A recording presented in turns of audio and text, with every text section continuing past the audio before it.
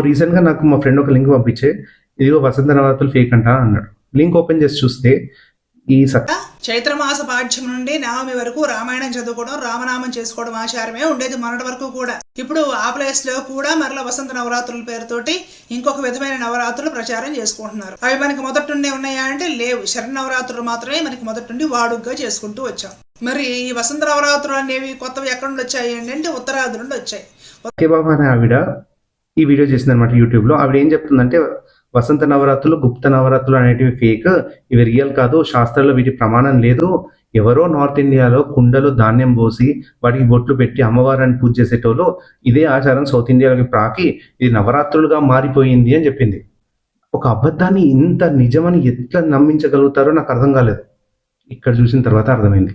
Next ఆవిడ ఇంకేం చెప్పిందంటే, రామ నవరాత్రులు నిజము, వాటికి శాస్త్ర ప్రమాణం ఉంది, నేను రామ నవరాత్రులు చేస్తాను అని చెప్తూ ఒక పేపర్ కటింగ్ పెట్టింది. సో ఇదిగో ప్రూఫ్ రామ నవరాత్రులకి అనింది. ఆవిడ మాట్లాడేది రామ నవరాత్రుల గురించి, పేపర్ క్లిప్పింగ్ లో ఉన్నది రామ నవమి సెలబ్రేషన్స్ గురించి. రెండింటికి డిఫరెన్స్ ఉంది. డిఫరెన్స్ ఏంటి అనేది నేను నెక్స్ట్ వీడియోలో పెడతాను. అలాగే వసంత నవరాత్రులు నిజమా ఫేకా విత్ ప్రూఫ్స్ నేను నెక్స్ట్ వీడియోలో పెడతాను.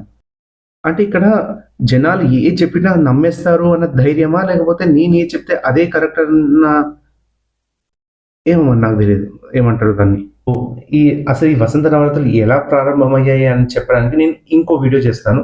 బట్ ఈ వసంత నవరాత్రులను ఎలా జరుపుకోవాలి, విధి విధానాలు ఏంటి, దీనివల్ల ఫలితం ఏంటి అని మనకి ఎవరు చెప్తే ప్రమాణమో అటువంటి వ్యక్తి అయినటువంటి వేదవ్యాసుల వారే చెప్పారు. కాబట్టి శాస్త్రాల్లో చెప్పినటువంటి విషయాలని తప్పు అని చెప్పడము, లేదా లేదని చెప్పడము, ఉన్నదాన్ని లేదని చెప్పడం, లేనిది ఉందని చెప్పడం ఉంటుంది కదా, ఇది చాలా పెద్ద దోషము. దీన్ని ఋషి దోషము అంటారు. దయచేసి ఇటువంటి తప్పులు చేయకండి. ఒకవేళ మీకు పలానా దేవత కానీ దేవుడు కానీ ఇష్టం లేకపోతే మీకు నచ్చిన దేవతనే ఉపాసన చేసుకోండి. మన హిందూ ధర్మంలో ఆ స్వేచ్ఛ ఉంది కదా.